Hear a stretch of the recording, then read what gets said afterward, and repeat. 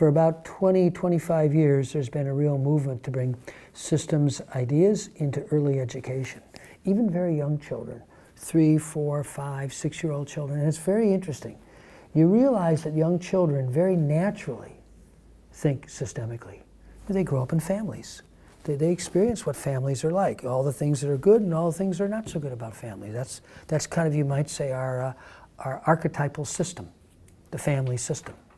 They play on playgrounds. They have relationships. They live in a social world that's very systemic.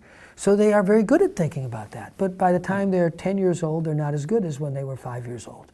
And by the time they're 15 years old, it's really hard because they've gone through the education system and it's been beaten out of them.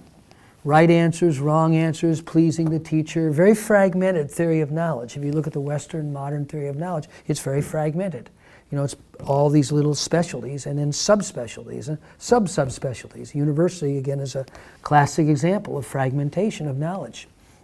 But children don't do that naturally. They have to be taught to fragment.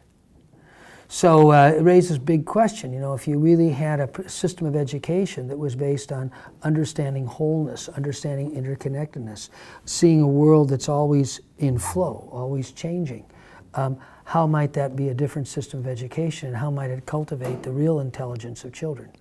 I think our education system in some ways is a massive system of dumbing down.